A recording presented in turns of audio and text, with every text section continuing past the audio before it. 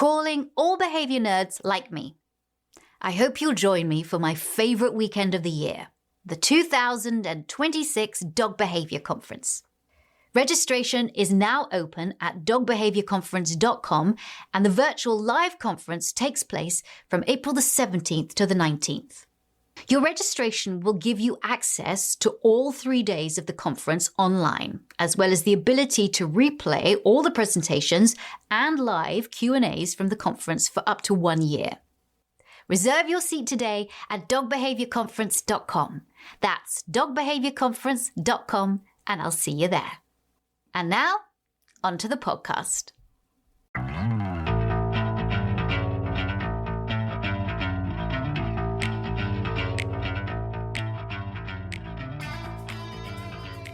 Don't tell the dogs. But today, I have somebody on the podcast who's been here before, and he's very knowledgeable about dogs and cats. So we might be talking about cats. His name is Steve Dale. He is a pet expert, a certified animal behavior consultant, and a public speaker. He's also a radio host, celebrity. I love him. His name is Steve Dale, and he is here joining us on the podcast. Welcome. You know, I think the biggest credit you left out, and that is that I've been your friend probably for 20 years now. Yes, you have. 20 years. Are we that old, Steve? No, I don't have time for that. No, we're not that old. And somehow you look better, and I won't even discuss how I look. No, I really don't. I'm definitely seeing the aging, but you know what? It's better than the alternative, isn't it? So we got to embrace it. And we're still here, and we're still doing what we love to do. And I am talking to you today about a whole load of other things, because I love it when you come on my podcast, but about your new book, which is Ask the Dog. And I'm holding up here for people to see who are watching, Ask the Dog by Steve Dale, and illustrated by Shelby Kohler. And it's a children's book, but I love it. And you signed it to me. And you made me laugh because you said you're the best thing to happen for dogs since a tennis ball. It's true. That is probably the highest praise I've ever been given. So thank you. Anyway, a great book and so important. You and I, every year, we join the American Veterinary Medical Association for Dog Bite Prevention Week. So there's a lot to talk about. But you are here. I know you have a little cold, so thank you so much for joining me, even when you don't feel so great. But I have a lot of questions to ask you, Steve. I feel great because I'm talking to you. Yeah, Dog Bite Prevention Week this year, 2026, is April 12th through the 16th, I believe. And that's what motivated me in part to do this book. So I've never done a kid's book before. Shh, don't tell anyone that. I've written many other books. You have? Yep, contributed to lots of books. Honored to say many veterinary books as well. Yep. But when I received a phone call from a children's book publisher, Bailu Publishing, based in Florida, I said, you know what? This idea that I have will actually work better for a kid's book. And of course, most dog bites do happen to children. And part of the notion of this book is to prevent dog bites. So here's how it happened. Are you ready? I'm ready. There I am, just walking down the street. I've got our little dog then, about 16 years old with me. She's just sniffing at the grass, minding her own business. There's another dog next to us, maybe 35 pounds or something, mixed breed dog. I'm not paying any attention to that dog. Our dog isn't paying any attention. But the woman holding the dog says to me out of the blue, I don't know her. She says, well, don't you want to pet my dog? And instantly I looked at the dog and I said, no, thank you. What a weird thing to say. Is she hitting on you, Steve? That would be nice to think about, that I could still have that happen. But maybe I never thought of that till now. But she was actually insulted by my answer a bit. And I answered for a reason. The dog was kind of stretched the other way, looking in the other direction. So the dog's not making eye contact with me, is stretched to the opposite direction end of the leash, and the ears were down a little bit.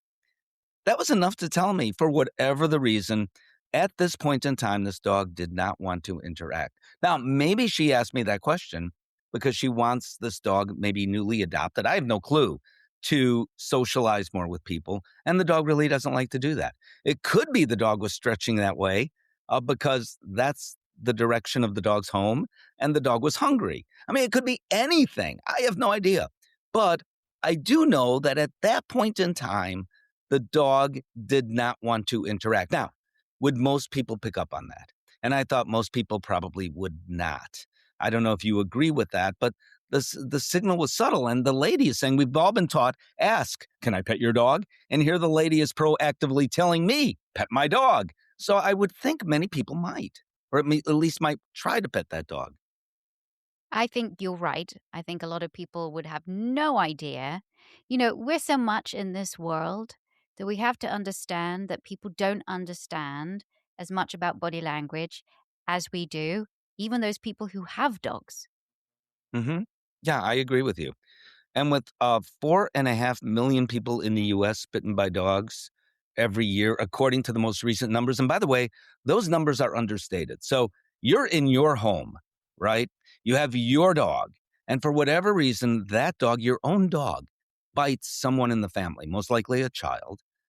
If it's not a significant bite or significant enough to go to urgent care or a hospital, why are you reporting it? Would you? Most people would not. In No. fact, they'd not want to for fear that then, okay, this dog's gonna be considered a biter, you know? So the numbers are probably even higher than that, and they've never been so high. We have now more dog bite fatalities in America than ever before. And by the way, in the UK, just FYI, similar problem. Dog bite numbers are going way up. Why that is the case, we can talk about, but I think if we ask the dog, then maybe we can bring down the numbers a little bit and understand teaching kids first. Dog is a second language because, in my view, dogs are always communicating with us. Even the way the dog is laying down next to you right now, Vic, that dog is saying, I'm relaxed, or maybe I'm in pain, or maybe I'm anxious, maybe I've got to go potty, but the dog is communicating something even in the way a dog lies right next to you. The Mhm. thing is, we don't often pay attention or we don't often understand. Now, ask the dog. We are taught and have been taught, and we teach kids that it's important to go and ask the owner if you can pet the dog. But this book is saying, yes, still do that as long as you're with a responsible adult, because we don't want kids just to go up to people with dogs and ask them if they can pet the dog. We don't want kids going talking to strangers. But you're saying that it needs to go. We need to be teaching children a step further.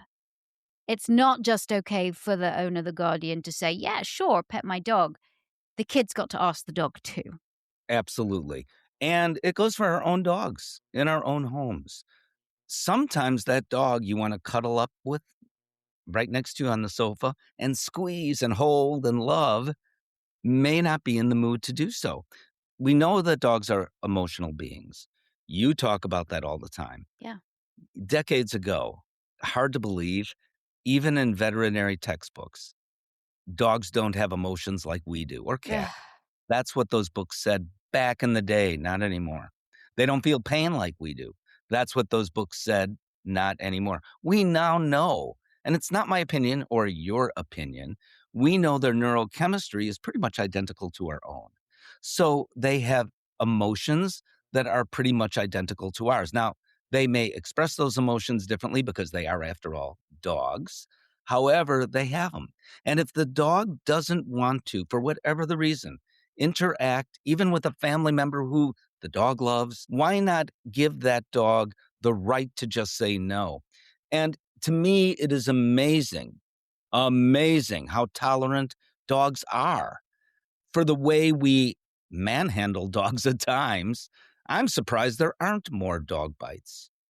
You have been very outspoken regarding how people train dogs. And I met you first through, I think, was it the American Humane Association? Probably, yeah, yes, I was on their board. You were on their board, and I was an ambassador for them. Now we Yes, are no and longer, well, but I we hope you got used to free be. parking when you were the ambassador. What was that?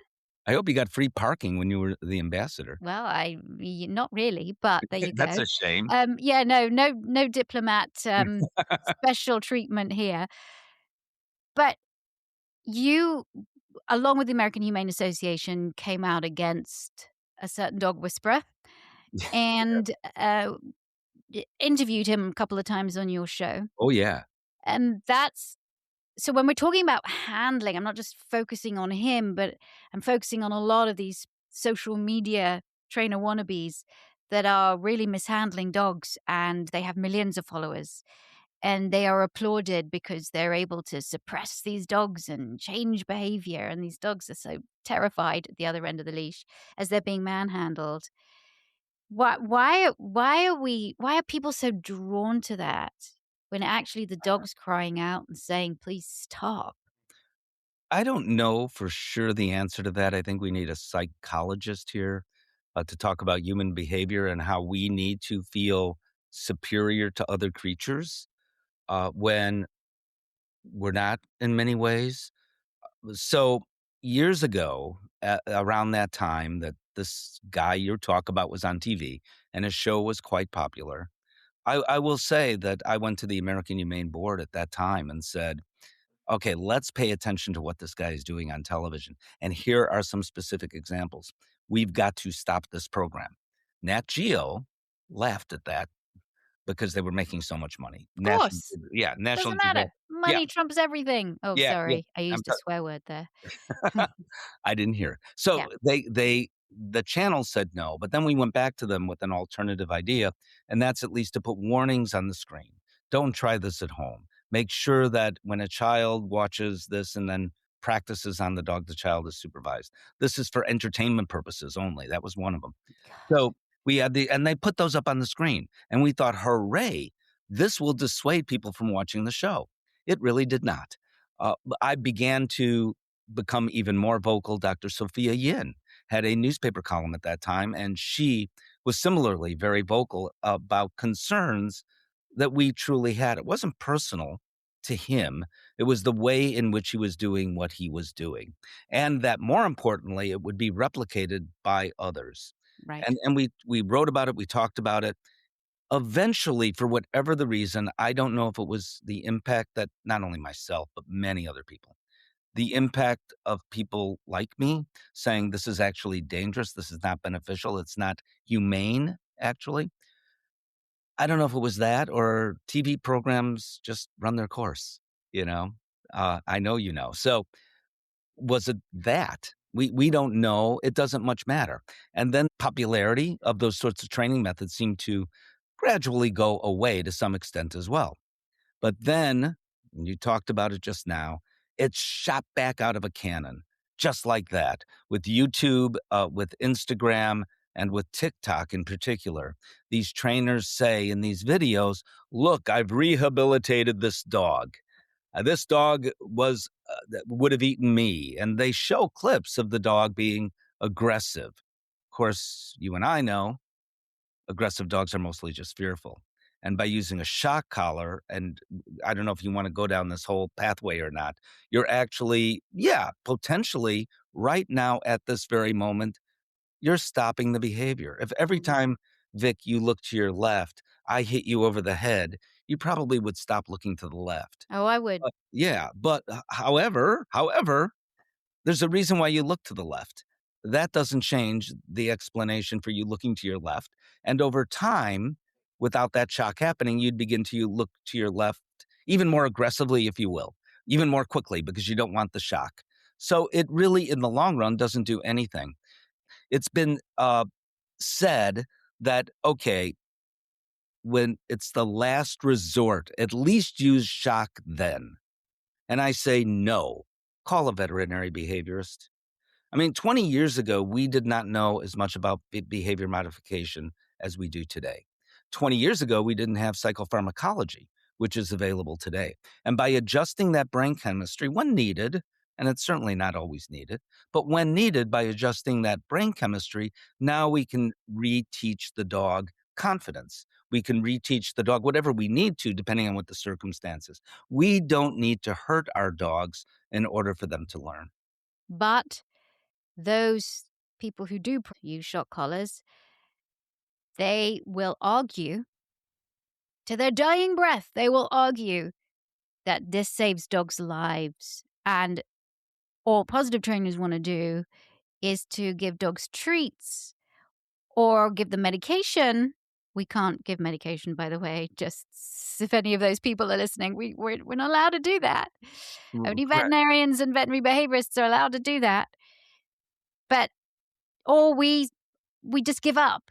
So dogs are euthanized. You know, when you say something enough, even if it's not true, it becomes truth because you say it enough and enough Mhm. people say it enough and they say it loudly.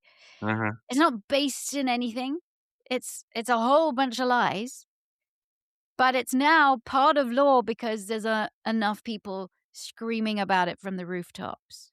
And we know that's not true. So the last resort thing is a fallacy. I'm not endorsing shock collars 20 years ago, but 20 years ago we didn't have the tools that we have today. So that's one thing. The second thing is you're actually making matters worse in any number of ways. The dog potentially can associate the pain from the shock collar with the person at the other end of it. And even if that doesn't happen, what are we doing to these dogs? You're using that method because the dog has an issue, which is greatly anxiety or fear based in the first place. So by shocking, we know, and again, this isn't my opinion or your opinion. There's study after study after study after study after study, and from different countries all over that suggests clearly that this is not only not beneficial but harmful to our animals to do this. They're supposed to be our best friends, and we are doing this. And I can also say something, and you and I have never talked about this, and now you may get blasted on the podcast for me saying what I'm about to say. But there are a small percent of dogs that may not be able to be helped no matter what we do. And by temporarily having that aggressive behavior not happen, a shelter then getting that dog back who was trained using a shock collar, who previously had bitten, say, 2 times and somewhat significantly. And then the trainer said, "Oh, the dog is fixed." Adopting that dog into a home, particularly if not telling those people that the dog has a history and that dog does bite again, that's terrible, of course, and And that's it's happening all the time, happening, Steve. It's happening. happening all the time. Yeah, and I don't like saying this, but a percent of dogs, small, very small, Very but small. they're there, should be euthanized. I mean, It's a I very hard decision to make. And of course, us as trainers, we can't make that decision. The only person who ultimately can make the decision is a veterinarian because they're the ones that do the deed or a veterinary behaviorist. right, right, and, I just am also very sad at the and I know you've talked about this, and I've written about it and have talked about it, the hate that's going on online between trainers. Yeah, well, I Uh, was going to actually ask you yeah, about that because yeah, you came out with an article that you got quite a lot of pushback for. mhm, But the article was addressing this discourse between trainers. I put out a video, not so much just about that article, but about just in general. Yeah, we should just have a bit more dignity. We should stop all of this name calling back and forth. However, there is a right and a wrong.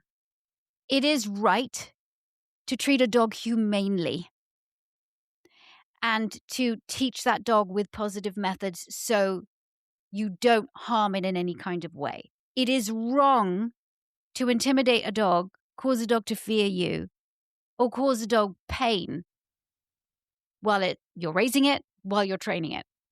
There is a right and a wrong. So I'm and not going even to endorse somebody or respect somebody or say, yeah, we'll just agree to get along with somebody who on social media is actively abusing dogs and causing them harm. And literally, there are some trainers that travel across the country. There are little road shows that they do, and they say, "Well, I could fix even the most dangerous dog," or whatever their line is. And I can do it in one session. I could do it right now. And they use all sorts of, one of those trainers, I think it's called boinking dogs, where they use a bath towel that's rolled up with a rubber band, and they actually throw it at the dog. And they won't anymore for much of the country. If you sign up for the course, of course, they tell you, this is the address it's at. But they don't promote that address because they're afraid of being arrested. And for good reason. It is animal cruelty. So not only is it ethically wrong, it is actually, in many places in the country, simply against the law. Against the law. Yeah. So okay, but then we're having 2 camps, right? Let's say that there's the trainers that will use punishment, and we're talking about harsh punishment. And then there's the positive training camp that will utilize everything else, to help dogs learn. And so, and you can call the other camp balanced, whatever it is, yada, yada, yada. Should we be having more respectful discourse? I think we need to, but for a lot of reasons. First of all, and it's more than just the 2 camps, Vic. Even within each camp, there are people screaming at each other, and I Yes, do mean I screaming. agree. I agree that. Mhm. And, this doesn't benefit dogs in any way. It doesn't advance dog training.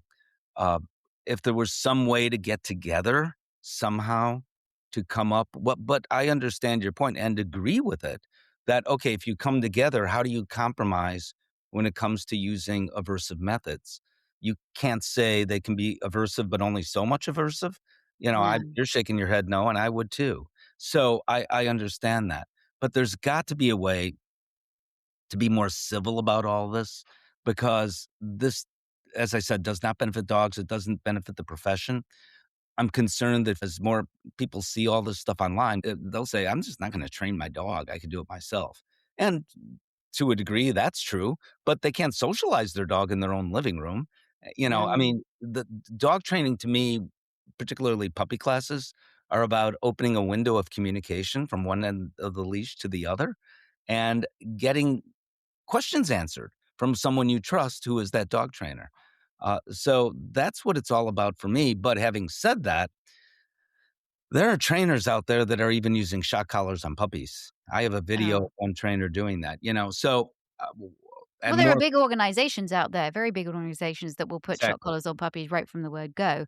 It's so disgusting, but what you're saying about even within the camps, even within the punitive training community, there's definitely a lot of back and forth between trainers there and in the positive camp too. Here's an example. I'm very excited to share my courses with people. And so every so often we market certain courses. So I'm Mhm. marketing my Brave courses and it'll go out on Facebook. And your courses are wonderful, by the way.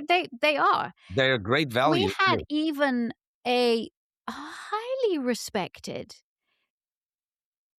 trainer come on and comment really negatively Hmm. about a course that trainer had not even seen, saying things that we should do that actually in the course, but it was just bizarre. And I'm like, wait a second, you are an author.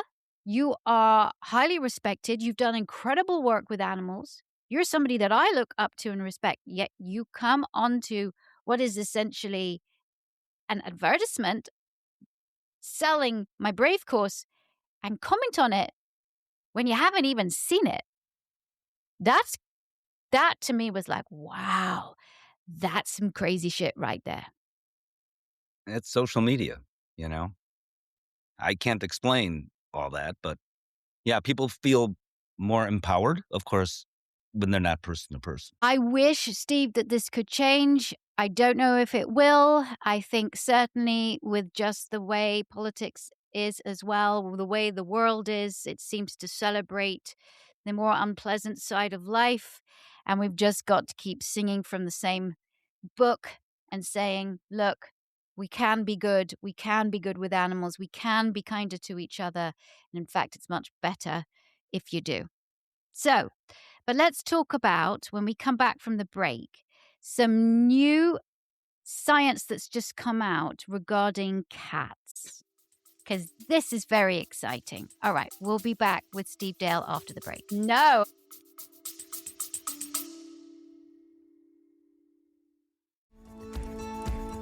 Are you overwhelmed by the world of professional dog training? We get it. There are so many different voices competing for the hearts and minds of people like you who just want the best for dogs and the people who love them. The good news is we're living in a golden age of understanding about not just how dogs think, feel, and learn, but also the importance of exploring and respecting the life experience and overall wellness of these amazing animals. But it can be tough keeping up with and making sense of all the labels: force-free, balanced, positive. And even when you identify the type of training that resonates naturally with you, people are telling you that positive training alone isn't enough. At VSA, we understand how hard it can be to navigate this world. And we're also at the forefront of rethinking what it means to be a professional in the pet industry working with dog behavior. And spoiler alert, it's about much more than just teaching dogs to do or stop doing something. So we'll make it simple. If you're looking to cut through the noise and focus on building or nurturing a career dedicated to serving the best interests of dogs and the people who love them, come talk to us at the Victoria Stilwell Academy. We have live and online courses designed for people at every step of their professional dog training journey, beginner, intermediate, and advanced.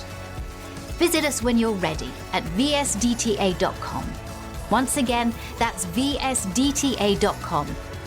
We're here to support you no matter your background, and we'd be honored to share your journey with you. And now, back to the podcast.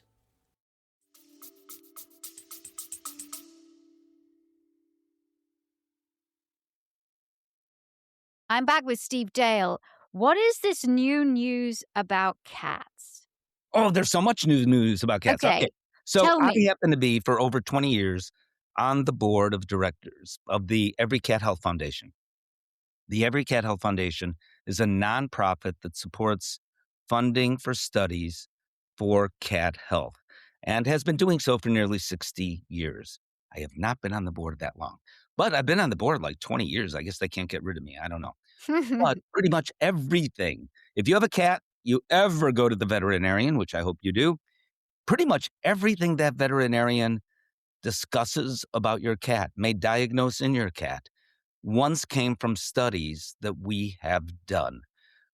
Everything from what we know about hyperthyroid disease in cats to what we know about one of the heart diseases called dilated cardiomyopathy.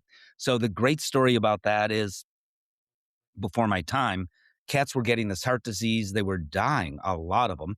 Others were just going blind. It was not a good thing.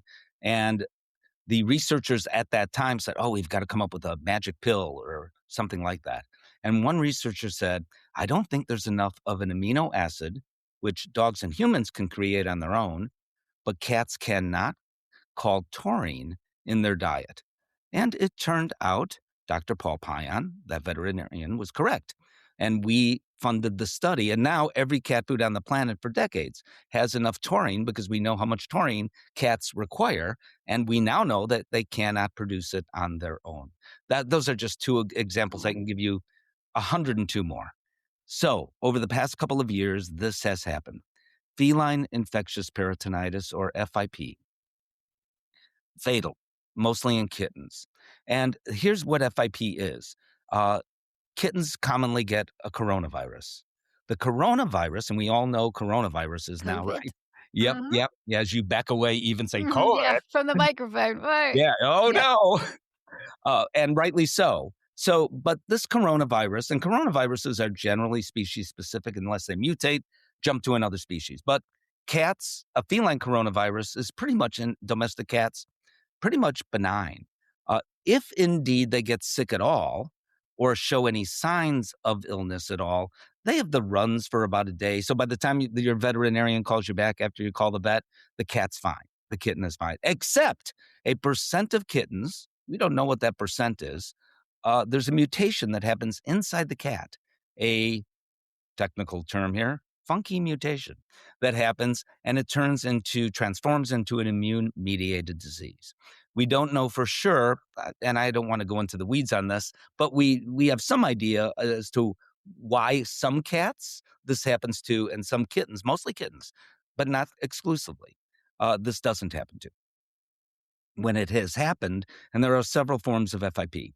Also hard to diagnose for years. So the Every Cat Health Foundation has been funding studies way back before I joined the board. When I joined the board, there was a real big push, and Dr. Niels Peterson, UC Davis, brilliant veterinarian. By the way, a lot of what we know about brachiocephalism in dogs came from his research. Hmm. So it's not only cats that he has studied over the years, but he was determined to find, first of all, to understand FIP. What I just explained wasn't even understood back in the 1960s and 70s, and then what to do about it. Before the pandemic, 2 years or so before the pandemic, um, he said to our scientific advisory board, I think I've got it. Well, maybe not exactly like that, but there was a drug that he found that was ineffective for the Ebola virus in people. So the pharma company had a lot of it on their shelves and said, I think this will work maybe in kittens that have FIP. Study was done, it worked. Another Wow. study was done and it worked. And another study was done and it worked. So that's amazing, right? We presented at a veterinary meeting at UC Davis in 2019.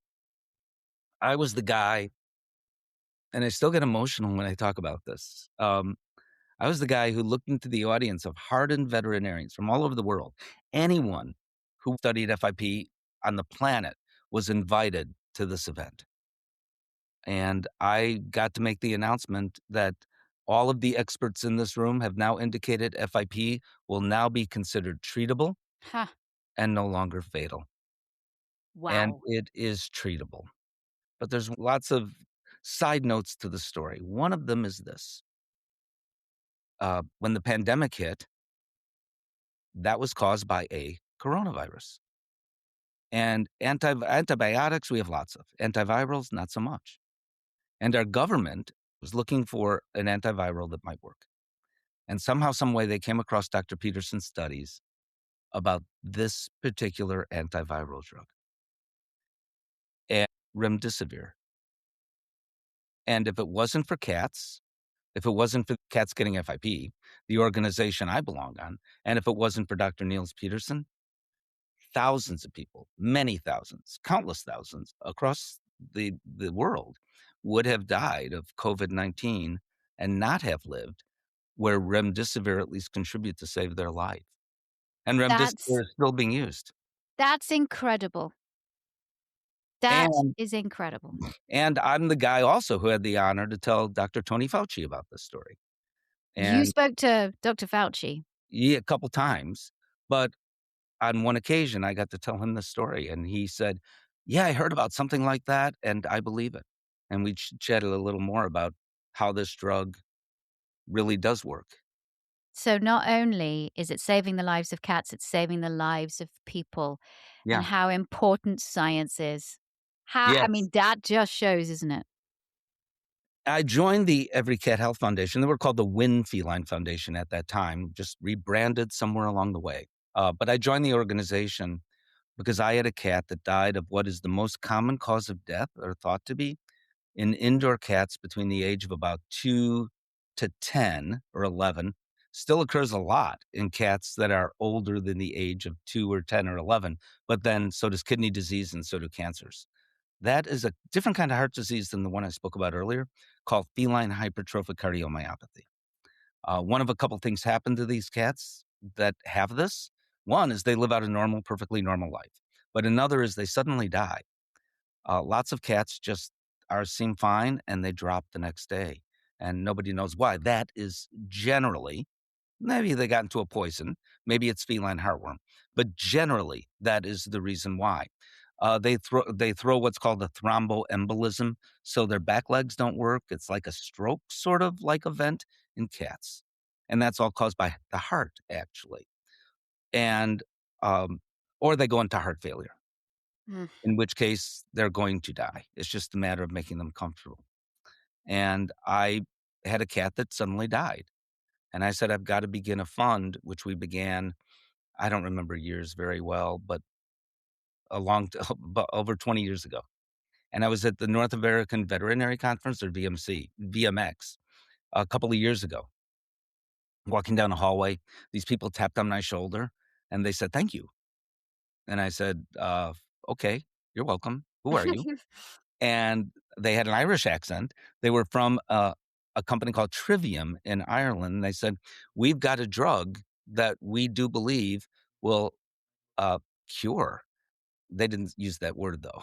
That will treat successfully cats with feline hypertrophic cardiomyopathy, the heart disease that you funded all those studies for over the years. And because of those funded studies, we now understand this disease, which wasn't even understood at that point completely. And now we have a drug for it if you catch it before the cats go into heart failure. And that drug has now been approved by the Food and Drug Administration Center for Veterinary Medicine conditionally. So that is, it's called, by the way, Felicin 1.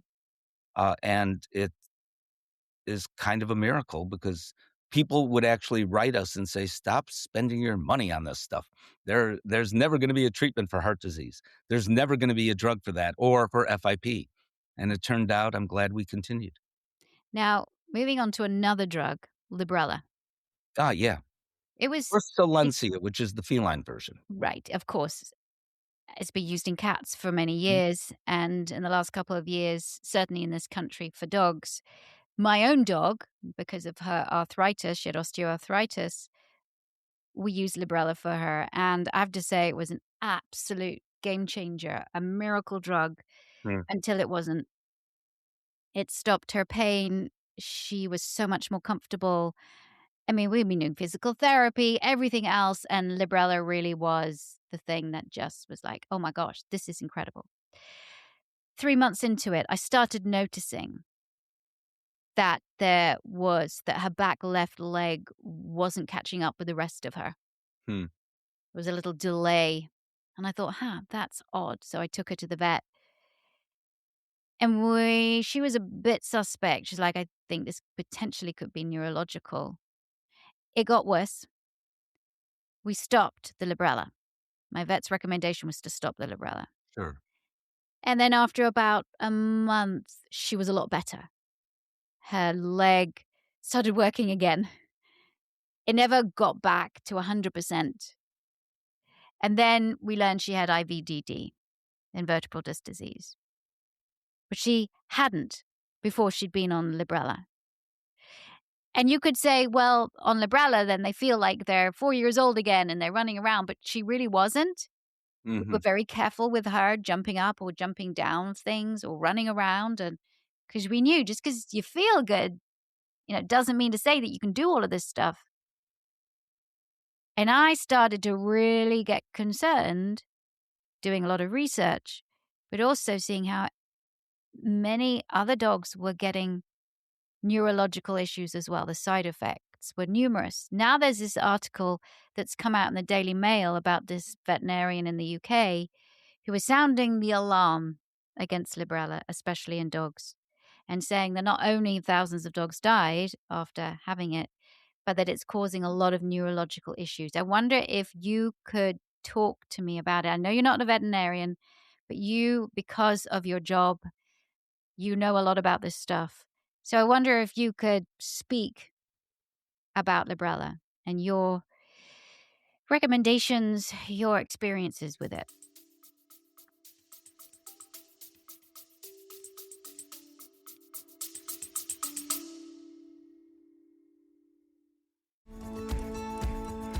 Have you discovered positively.com yet? When you create a free Positively account, you can enroll in powerful and accessible online dog training courses to help you and your dog live your best life together.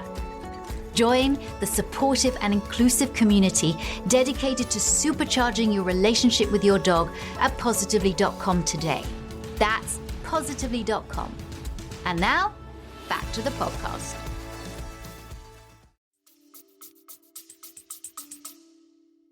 Our dog was on Librela too. And our dog was, we don't know, 17, maybe 18 at the time, probably 17 when we put her on it. And she died 8, 9 months later. Librela didn't make a huge difference for her. So for some dogs, this monoclonal antibody, we should explain that, by the way, Yes. it is not a non-steroidal anti-inflammatory. It works differently. And that is beneficial too, because our dog could not have taken, because of our dog's GI issues, a non-steroidal anti-inflammatory drug of any kind. So Librela was the safest bet, and I was cheerleading, when I was so excited that it came out. Because Silencia, the cat version, came out like our terribly arthritic 20-year-old cat passed away. And days after is when Silencia, the Mm, cat product, came out. mm. So I was trying to get advance. I was just about to get the advanced product because of what I do. And our cat passed away. Um, so we were never able to use it for Roxy, our cat. Uh, One day in the middle of the night, uh, 3 in the morning or something, we heard our dog who was in bed with us, our 9-pound or so Chihuahua mix, named Hazel, who was a hero. She did animal-assisted therapy work at a children's hospital. She had been retired for about a year, and a little over a year, and she was having difficulty breathing, so much so my wife and I, we both heard her, and we rushed her to the ER, and we said goodbye. Probably a heart valve broke. Mm, Now, could we blame Librela for that? Sometimes, I see. particularly with older animals, I remember there was a product out. I won't say the name of the product because that's not relevant, but I was one of those that looked at each and every Food and Drug Administration report, and anything in the United States, I don't know about the UK. In the United States, anything that people report, and it's good that people do report, whether it be a veterinary professional or a pet parent, goes into the quote file. And I read everything about this particular drug. And one was a German Shepherd dog that received this particular product, then went back to the pickup truck on the way home, and they made a sudden stop, fell out of the pickup truck, and the next car hit the dog. Somehow I remember it was a German Shepherd, and the owner said it's because of the drug, because the dog had always been able to stand up in the pickup truck before, Oh, but it was ugh. still reported as an adverse event, Oh, okay. because that's the law in America, that anything is reported as an adverse event, then each one is looked at. Now, I am not suggesting that Librela doesn't cause neurological issues, because there have been reports of that, and there's now a black label, I think, on the product indicating as such. I Is wish it there'd been before I gave it to my dog, is all I can say. Well, you still might have, because for older dogs that are only and people, I suppose, for sure cats, there are only so many choices, Yeah, fewer yeah. choices for cats, and, we also now know that in cats, osteoarthritis occurs far, far more often than we ever thought. I mean, it was thought, Mm. "Oh, they're small. They don't get arthritis. Maybe if they're overweight, that's about all." And that's not the case. In fact, one might, that arthritis, occurs even more often in cats than dogs. That's how prevalent it is in Mm. cats. But cats don't always tell us they're in pain. So a lot of people just don't know. It took veterinary studies and radiographs or X-rays to figure all this out. Uh, but and I could cite several studies that have shown it and all that. In dogs, we've always known it occurs, but probably more so than we think for a lot of reasons. One is simply that dogs are living longer. We have more overweight dogs than ever before as well. And there's a genetic predisposition in many breeds, and on as to why osteoarthritis occurs. Would this have happened if your dog weren't on Librela? I wish I could say. Does Librela in dogs create side effects for some dogs? Sure, it does. And I don't mean to say that cavalierly, because it's not something to be cavalier about. Having said that, has it also helped the quality of life of millions, many millions of dogs out there? And the answer to that is yes. Yes. We know that, and including your dog for a time. Yeah, for a time. Yep. Well, it didn't, apparently. Um, so for our dog, I sincerely doubt Librela had anything to do with our dog's heart. Small dog, uh, heart issues, mitral valve issues, really, really common. Yeah, very Um, common. yeah. Um, would that heart valve have broken? Did Librela have something to do with it somehow, some way? I don't know. Um, I just don't know. Uh, Probably not. And when you're giving any drug to a dog that has comorbidities, you're I don't wanna say you're taking a chance, you're not doing that, and the intent is the best one, but if you think about it, it's no different than people with other illnesses, which are comorbidities, and an older dog, like a geriatric person or an older cat, is likely to have those statistically, Mm, sometimes not even identified.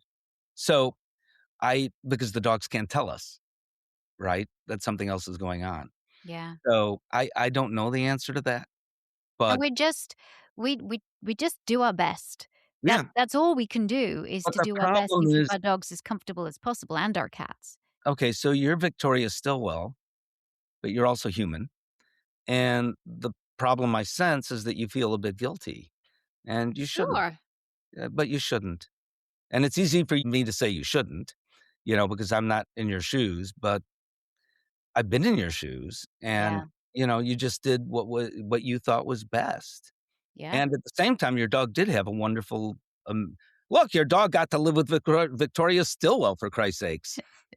Well, she came to us at 6 months old, and she died when she was 15, so she did have a really good long life. Yeah, But, it's hard. We don't wanna let go of these amazing exactly. animals, and they have too short a life for us, so and right now, we are now a dogless household, and we have not been without an animal since 2001. So my husband and I lived in Midtown Manhattan, and during 9/11, and we were there in Midtown, and at that time, I was volunteering with the ASPCA, and a lot of animals came in after 9/11 because what a lot of people didn't realize is that many of the victims and the people that perished in the Twin Towers and the other areas had pets.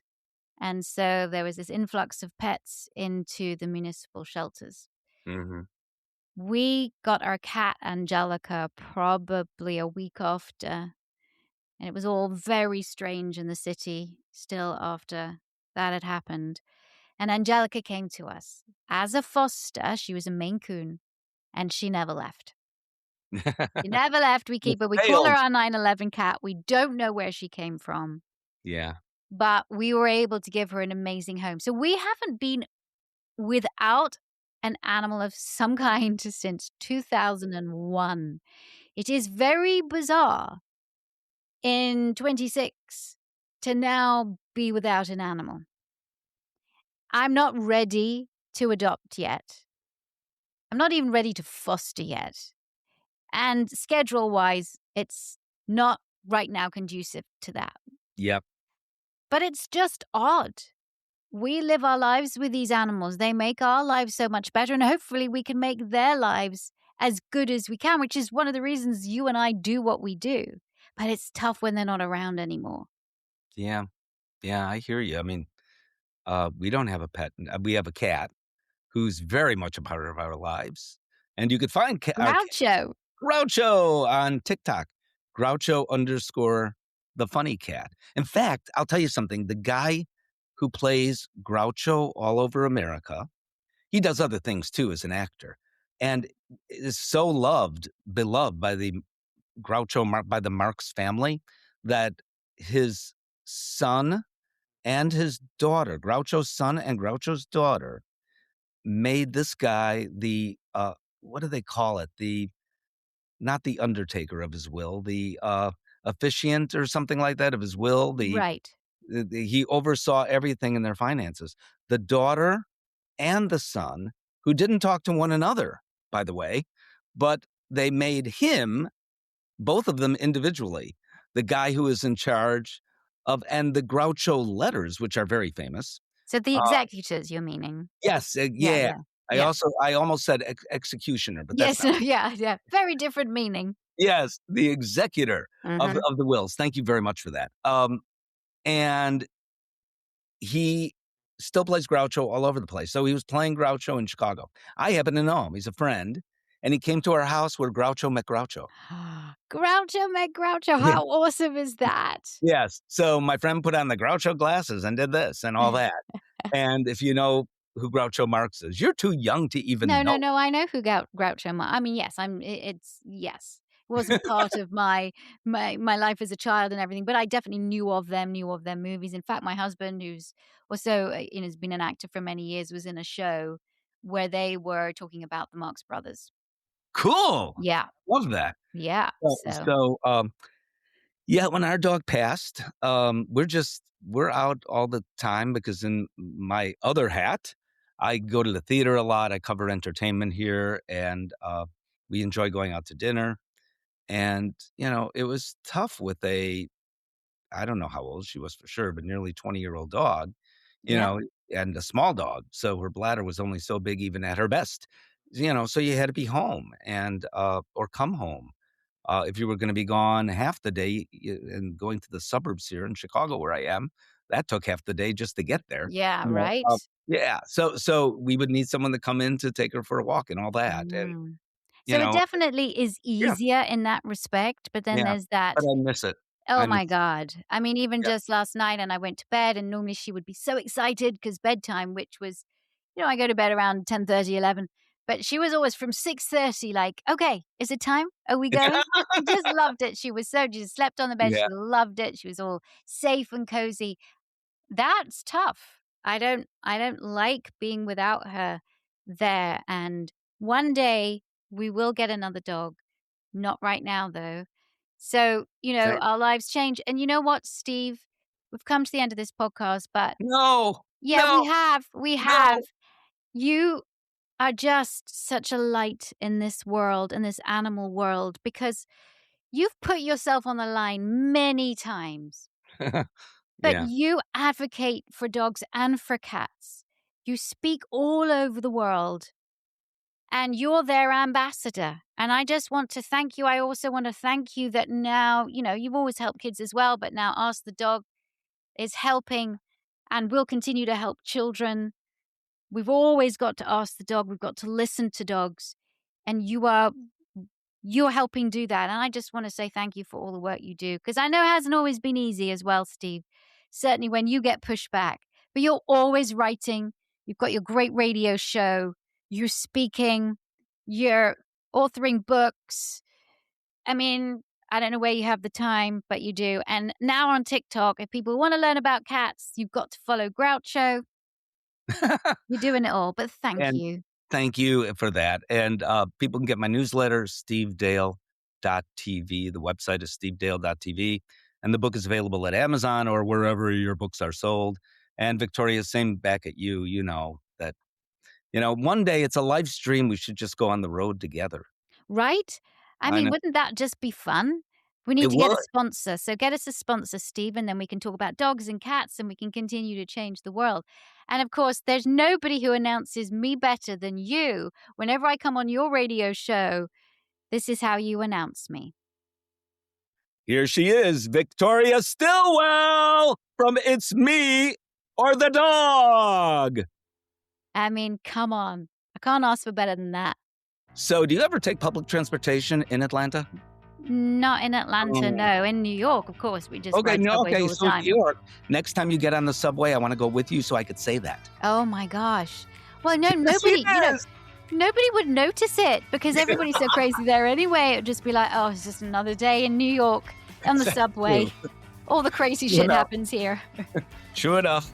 Not too different than Chicago. Right. Steve, thank you so much for joining me. Love you. Thank you. I knew that you would love this guest, and I do think, gosh, that we need to have more people on here talking about cats, because we can't neglect the cats. And so many of us trainers, when we are going into households, we're also going to households with cats. So I love the fact that Steve was able to join us today and give us that amazing news about the incredible advances that science is making to help our feline friends with many of the medical conditions that they have. So thank you so much for joining me on this podcast, for giving us your time yet again. And take care, and I'll see you on another podcast. Thanks for tuning in to Victoria Stilwell's Positively podcast.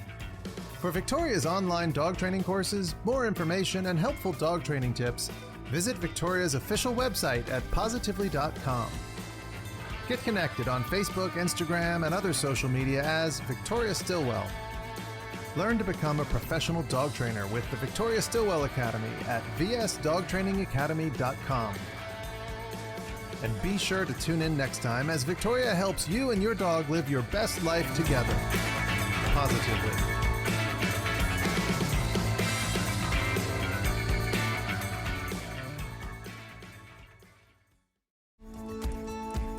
Are you confused by all the conflicting dog training info flying around the internet?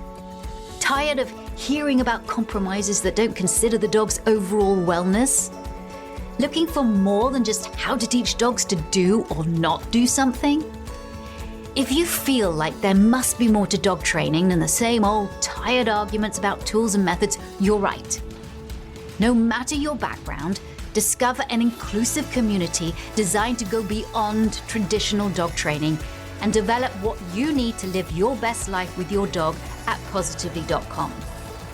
Accounts are completely free to set up, and you'll find countless pages, videos, and courses to level up not just your skills and knowledge, but also how you think about living your best life with your dog.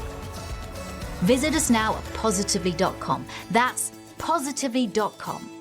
And now, back to the podcast.